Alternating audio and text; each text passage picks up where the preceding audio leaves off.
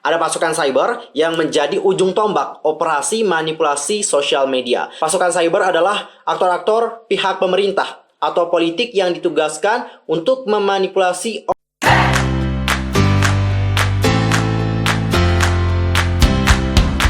Annyeonghaseyo, Yusul Kim Imnida. Welcome back to my channel. Gimana kabar kalian hari ini? So fine, so good, nothing problem dong kan? Nah, buat yang punya problem, keep fighting, don't give up. Untuk kali ini aku akan ngajakin kalian semua ngelihat bukti-bukti bahwa SM Entertainment itu emang sedari dulunya udah ditargetkan akan dijadikan seperti YG Entertainment pada tahun 2019 yang lalu. Kalian pasti penasaran banget dengan hal tersebut. But wait, tahan dulu sebelum kita bahas bersama-sama. Pastikan dulu nih untuk bantu perkembangan channel aku. Yuk dibantu yuk dengan cara subscribe, like, and comment, serta share juga dong video ini sebanyak-banyaknya kepada temen K-popers kalian yang lain. Selain itu, kalian juga bisa langsung follow sosial media aku. Kalau di Instagram itu ada @yusulkim, kalau di Facebook itu ada Detektif Teori, kalau di Twitter itu ada @yusulkim2. Aku tunggu ya guys. Tanpa basa-basi lagi, langsung aja kita bahas bersama-sama. Oke Cingedil, beberapa bulan sebelumnya, terutama yang udah nonton video aku pasti pada tahu dong ya, bahwa di video pembahasan tentang permasalahan yang terjadi dengan NCT, aku di sana sempat bilang bahwa aku ini punya firasat gitu loh, bahwa SM Entertainment itu akan dijadikan seperti YG Entertainment di tahun 2019 yang lalu.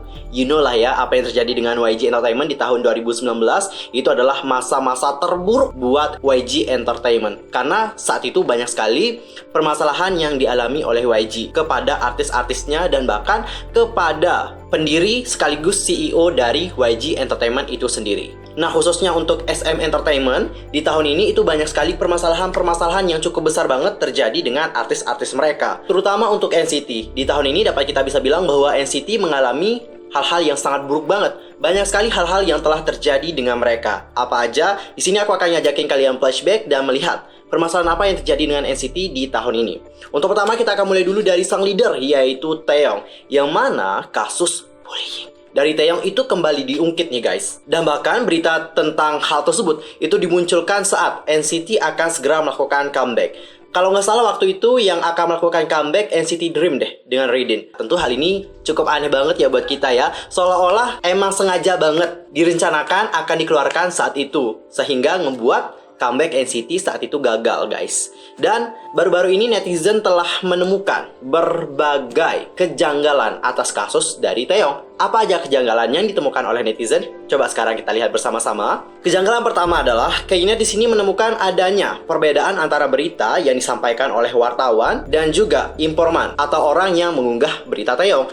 Dalam artikel yang ditulis oleh wartawan media, dituliskan bahwa Taeyong duduk selama 2 jam dan tidak melakukan apapun. Tapi dalam tulisan yang diunggah oleh informan itu menyebutkan bahwa Taeyong duduk menghadap ke jendela tanpa melihat si korban sambil menyilangkan kaki.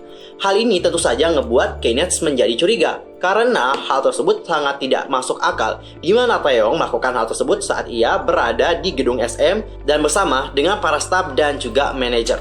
Yang kedua adalah dalam chat antar informan dan juga korban itu telah dijelaskan bahwa mereka telah menerima kompensasi berupa uang. Hal ini berdasarkan permintaan korban dan pihak SM dan juga Taeyong itu telah memberikan uang kepada si informan tersebut.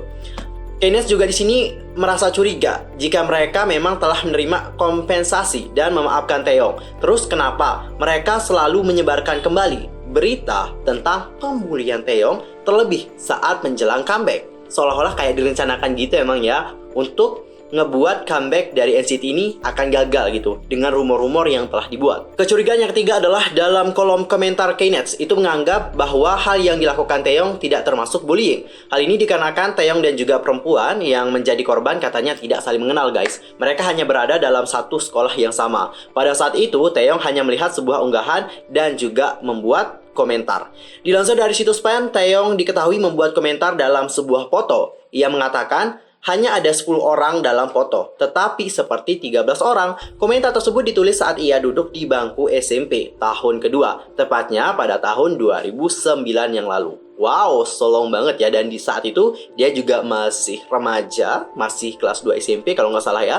Next, dan pada tanggal 10 Oktober 2019 lalu, Taeyong di sini diketahui bertemu dengan perempuan yang ada di dalam foto tersebut. Taeyong kemudian meminta maaf dan perempuan tersebut memaafkannya dan akan mendukung karir dari Taeyong.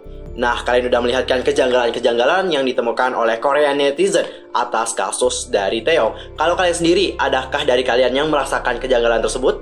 Jadi, aku juga dapat menilai ya di sini ya, bukan kayak mau ngebela Taeyong, enggak. Tapi di sini aku ngelihat ada sebuah rencana yang memang telah dipersiapkan untuk menjatuhkan NCT di saat waktu yang tepat, yaitu di saat mereka akan melakukan comeback. Bener nggak? Dan sekarang kita akan lanjut ke member yang kedua, yaitu tentang Jaemin. Jadi beberapa waktu yang lalu, Jaemin ini sempat diterpa berbagai permasalahan. Salah satunya adalah tentang rumor dating, yang mana rumor dating itu juga ternyata adalah hoax semata. Yang kedua adalah tentang Jaemin yang dinilai mengucapkan kata-kata yang tak pantas dalam acara Radio Ridin. Jadi guys, banyak netizen internasional yang menonton acara tersebut menilai bahwa Jaemin mengatakan istilah yang sangat ofensif dan juga merendahkan. Istilah yang dikeluarkan oleh Jaemin katanya itu sering banget digunakan untuk orang-orang yang memiliki cacat mental. Tapi netizen Korea itu menyebutkan bahwa netizen internasional salah paham dengan apa yang dikatakan oleh Jaemin. Buat yang belum tahu kasusnya itu seperti apa, langsung aja deh nonton video aku ya, udah aku jelasin kok ini. Dan kita akan lanjut ke member yang ketiga, yaitu Haechan dan juga Cholo. Jadi Haechan dan juga Cholo waktu-waktu ini itu memiliki beberapa permasalahan dengan Sasaeng fans. Jadi baik Haechan dan juga Cholo itu sama-sama diteror dan juga diancam oleh Sasaeng fans, bahwa katanya Sasaeng fans ini akan melakukan hal yang buruk baik untuk member NCT maupun kepada diri mereka sendiri. Dan kita akan lanjut ke member berikutnya, yaitu Yuta. Yuta sendiri itu mendapatkan kritikan dari netizen karena dia itu katanya berteman dengan YouTuber Jepang, yang mana YouTuber Jepang ini katanya juga cukup kontroversial banget. Hal ini menjadi permasalahan yang cukup complicated, bahkan banyak dari NCTzen yang memilih untuk tidak speak up karena permasalahannya itu masih kayak simpang siur banget. Next ke Jaehyun, yang mana Jaehyun dan juga geng 97 lain itu mendapatkan kritikan karena mereka dianggap telah melanggar protokol physical social distancing saat mengunjungi restoran dan juga pusat hiburan di Itaewon. Lalu kita akan lanjut ke WayV.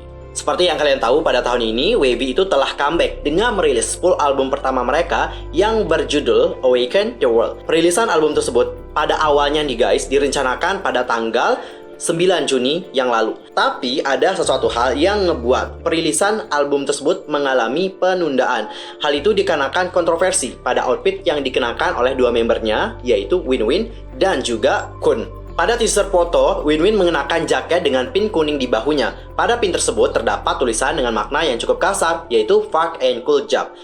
Jab sendiri adalah singkatan bahasa Inggris dari kata Jepang. Saat ini kata tersebut dianggap sebagai penghinaan etnis di antara populasi minoritas Jepang di negara lain. Sementara pada foto Kun, jaket yang dikenakannya terdapat sebuah badge yang bertuliskan Agent Orange. Agent Orange adalah bahan kimia berbahaya yang dipakai oleh militer Amerika Serikat selama Perang Vietnam yang mengakibatkan masalah kesehatan serius terhadap penduduk Vietnam. Hal tersebut itu memunculkan kontroversi sehingga nggak butuh waktu lama, SM Entertainment langsung menghapus dua teaser foto tersebut dan menggantinya dengan foto yang sama, tapi tanpa ada tulisan baik di pin dan juga badge yang dikenakan oleh Winwin dan juga Kun.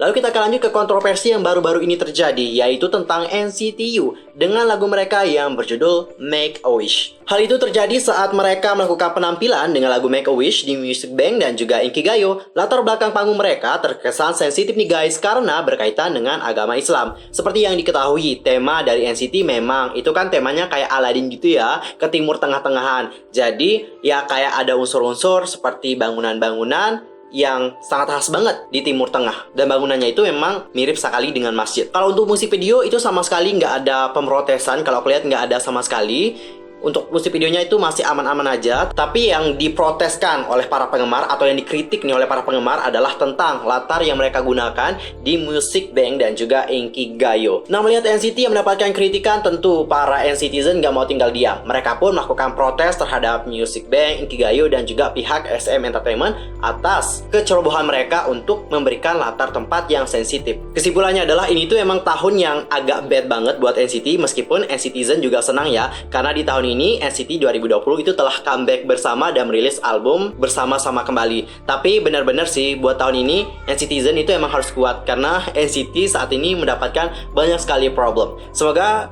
kedepannya itu nggak ada problem lagi ya guys. Kita berharap yang terbaik untuk NCT. Ternyata nggak hanya tentang NCT doang, beberapa artis dari SM Entertainment itu juga terjerat dengan sebuah permasalahan yang kalau kita bisa bilang permasalahannya juga bukan permasalahan yang sepele. Contohnya baru-baru ini, Irene itu menuai kritikan saat seorang stylist mengungkapkan perilaku buruknya. Irene sendiri telah meminta maaf secara personal kepada stylist tersebut. Dan SM Entertainment juga mengatakan bahwa permasalahan tersebut telah diselesaikan dengan cara yang baik. Tapi meskipun demikian, Irene itu tetap mendapatkan kritikan yang cukup banyak dari netizen. Dan bahkan ada netizen-netizen yang menyuruh bahwa Irene ini harus hiatus dulu. Dan bahkan ada yang menyuruh Irene ini untuk keluar dari Red Velvet. Dan kita akan lanjut ke permasalahan yang baru-baru ini terjadi dan masih hangat banget, yaitu tentang Chanyeol EXO. Chanyeol EXO itu terjerat masalah setelah seorang netizen memposting di komunitas online bahwa dia adalah mantan pacar dari Chanyeol. Dan ia juga mengatakan bahwa si Chanyeol ini telah berselingkuh. Menanggapi hal tersebut, SM Entertainment dikatakan tidak memiliki posisi resmi apapun untuk mengklarifikasi hal tersebut. Dan hingga sekarang, Chanyeol belum juga memberikan klarifikasi. Gak hanya itu doang guys, masih ada lagi permasalahan dari SM Entertainment. Kali ini terjadi pada grup yang akan segera didebutkan oleh mereka. Siapa lagi kalau bukan aespa. Permasalahan untuk aespa sendiri di sini aku rangkum ada dua aja. Yang pertama adalah tentang foto konsep mereka, yang mana foto ini katanya sangat mirip banget dengan salah satu hasil foto dari seorang fotografer yang berbasis di Toronto. Nama fotografer tersebut adalah Brian Hyun. Beberapa waktu yang lalu, Brian telah membuat Instagram story yang membandingkan foto hasil bidikannya dari pictorialnya bersama dengan Paper Magazine X Euphoria. Terlihat bahwa foto milik Brian yang dirilis Juni 2019 lalu itu mirip banget nih guys dengan foto konsep dari aespa. Dan untuk permasalahan kedua adalah tentang Ningning, yang mana banyak netizen itu kayak nyuruh supaya Ningning ini tidak didebutkan bersama dengan aespa. Alasannya adalah karena Ningning ini berasal dari Cina. Oke, tadi kita udah melihat berbagai macam permasalahan yang terjadi dengan grup dan juga artis-artis yang berada di bawah naungan SM Entertainment. Yang paling aku curiga adalah guys, jujur aku curiga banget di sini itu ada campur tangan dari buzzer. Buzzer tersebut yang akan ngebuat isu, memecah belah dan juga menggiring opini publik. Jadi buzzer-buzzer ini akan bertindak sebagai seorang netizen yang akan memberikan berbagai komentar, kritikan hingga membuat sebuah postingan di komunitas online. Nah nantinya postingan mereka ini akan dibuat trending. Dan setelah trending, postingan mereka akan dibuatkan sebuah artikel di berbagai portal berita. Aku nggak perlu nyebutin merek-merek portal beritanya, kalian juga pasti udah tahu dong ya portal berita apa yang dimaksud. Aku yakin banyak banget dari kalian yang belum tahu apa itu buzzer. So, aku mau jelasin sedikit dulu tentang apa itu buzzer kepada kalian semua. Buzzer itu adalah orang yang memiliki pengaruh tertentu untuk menyuarakan sebuah kepentingan. Ada yang menggunakan nama asli mereka, tapi ada juga yang bersembunyi di balik akun anonim. Bahkan ada juga yang sering melakukan penyamaran dengan menggunakan profil milik orang lain. Istilah buzzer atau pendengung sebenarnya udah lama ada guys. Mereka makin dikenal ketika media sosial mulai masif dimanfaatkan sebagai channel komunikasi pemasaran. Dan baru-baru ini buzzer juga katanya itu banyak sekali digunakan oleh pemerintah. Lalu apa sih ciri-ciri seorang buzzer? Jadi buzzer ini biasanya memiliki jaringan yang luas. Saking luasnya biasanya para buzzer ini memiliki sumber informasi A1 alias terpercaya. Para buzzer juga dikenal sebagai orang yang melek isu. Dan seperti yang dilansir dari situs resmi Oxford di Internet Institute, ada sebuah penelitian yang bertajuk The Global Disinformation Order 2019 Global Information of Organized Social Media Manipulation. Penelitian ini adalah karya Samantha Bradshaw dan juga Philip N. Howard dari Universitas Oxford. Penelitian itu menuliskan bahwa di seluruh dunia, aktor-aktor pemerintah menggunakan sosial media untuk membuat konsensi, mengotomatisasikan tekanan, dan menghancurkan kepercayaan dalam aturan internasional liberal.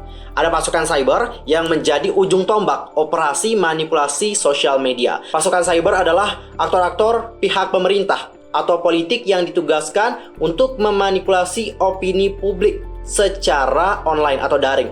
Perlu kalian tahu bahwa dalam penelitian tersebut, Korea Selatan dan juga Indonesia itu termasuk dalam 70 negara yang diteliti oleh pihak Oxford. Dan hasil penelitian tersebut menyebutkan soal teknik manipulasi data yang diterapkan pada 70 negara tersebut. Apa aja? Yang pertama adalah 87% negara menggunakan akun manusia. Yang kedua, 80% negara menggunakan akun bot. Berikutnya adalah 11 negara menggunakan akun cyber. Dan terakhir adalah 7% negara menggunakan akun curian atau retasan.